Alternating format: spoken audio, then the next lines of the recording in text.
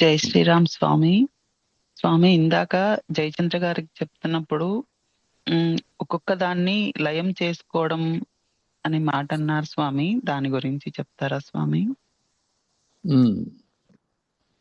ఒక్కొక్క దాన్ని లయం చేసుకోవడం అంటే నీకు నానా భావాలు నీ మనసులో కలుగుతున్నాయి కదమ్మా. స్వామి, వాటి స్వరూపాలను అర్థం చేసుకొని ముందు అది కూడా అర్థం కానట్లయితే, అంటే భావాలను కలుపుకోవటం అనేది కూడా అర్థం కానట్లయితే, ముందు నీ ఇంట్లో వాళ్ళ నుంచి నీవు విడిగా చూడటం కాకుండా ఒక కుటుంబంగా చూడటం అనేది నీకు తెలుసు కదా.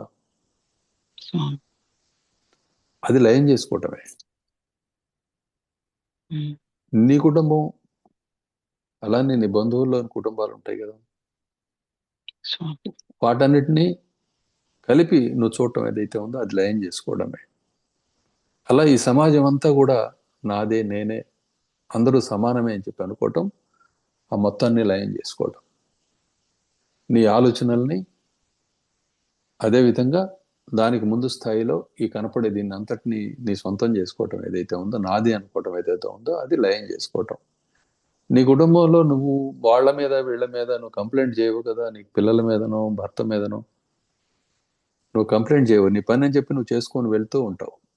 నీకు ఇష్టం అది ఉంది కాబట్టి, నువ్వు ఆ బుద్ధి వచ్చింది కాబట్టి, కుటుంబ బుద్ధి వచ్చింది కాబట్టి.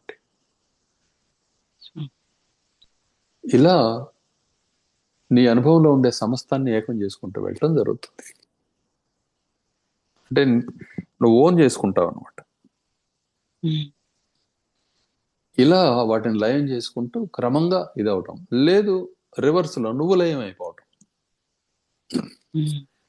నువ్వు లయం అయిపోయే విధానం ఏమిటంటే, ఇప్పుడు మనం సంస్కృతిలో మనం ఆచరిస్తున్న ఆచార విధానాలు ఏవైతే ఉన్నాయో ఇవన్నీ ఆ రివర్స్ విధానాలు.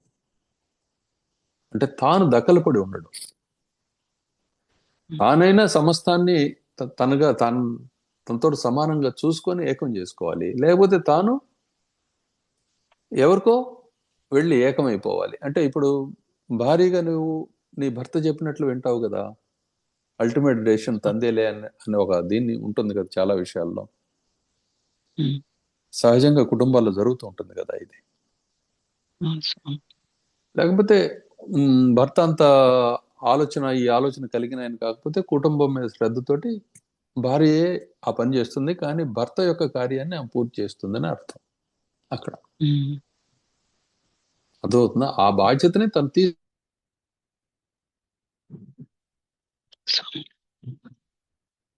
చేతను ఆయన తీసుకోలేనప్పుడు. అర్థమవుతుంది కదా. సో ఏం చేస్తుంది అప్పుడు? దఖలు పడి పనిచేస్తూ ఈ దఖలు పట్టడం కూడాను అదే పరిస్థితి. దీన్నే గురువుకు సమర్పించుకోవటము, భగవంతుడికి సమర్పించుకోవటము ఇత్యాది మాటలతోటి, లేకపోతే భర్తకు సమర్పించుకోవటము, తండ్రికి ఒదిగి ఉండటము, తండ్రి చెప్పినట్టు మాత్రమే వింటాము. ఇలా ఎవరికో ఒకళ్ళకి తాను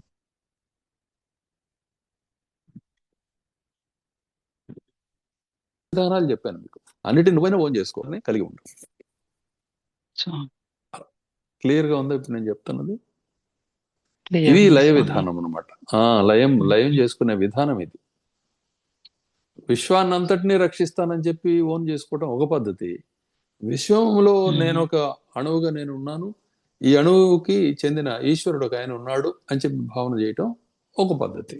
ఇప్పుడు ఆంజనేయ స్వామి రాముల వారిని కలిగి ఉన్నాడు. ఆ విధంగా రాముల వారు లోకాన్ని అంతటినీ కలిగి ఉన్నాడు. ఈ రెండు విధానాలు అక్కడ కనిపిస్తాయి.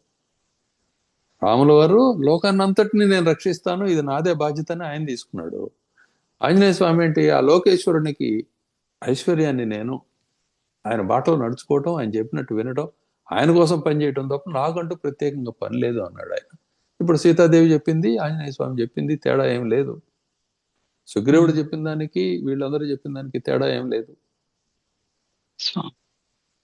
అర్థమైందా? ఒకటి నువ్వు కలుపుకుంటావా లేకపోతే కలిసిపోతావా, ఇది లయ విధానం.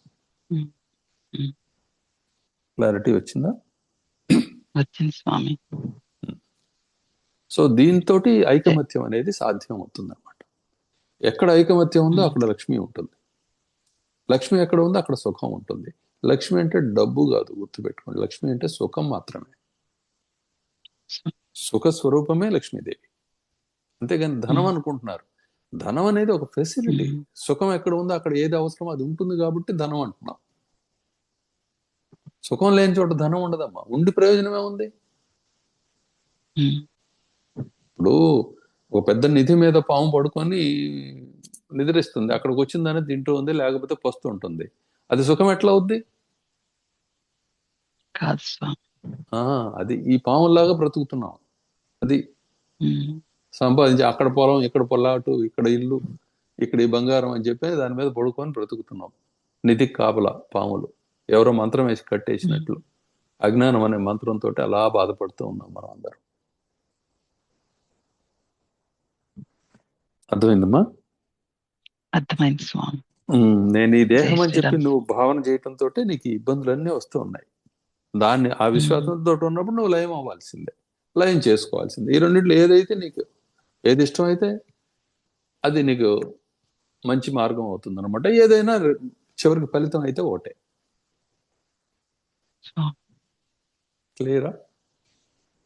క్లియర్ స్వామి. ఈ సూత్రంతో మీకు జై అన్ని అర్థం అవుతాయి. స్వామి.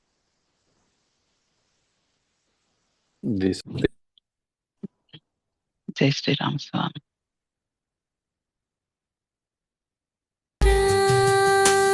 హరే రామ జై, హరే రామ జై, రామ రామ జై, హరే హరే జై.